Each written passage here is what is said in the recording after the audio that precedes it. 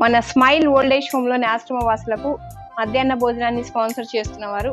robin hood army Vijayawada వారి ఆధ్వర్యంలో అర్జున్ గారు మన ఆశ్రమ వాసుల సంతోషార్థం ఈ రోజు మంచి భోజనాన్ని మనకు ఏర్పాటు చేసినందుకు అర్జున్ గారు అలాగే విజయవాడకు సంబంధించిన రాబిన్ హుడ్ ఆర్మీ వారు అందరూ ఆరోగ్యాలతో సుఖ సౌఖ్యాలతో ఉండాలని, ఇలాగే ఆశ అన్నదాత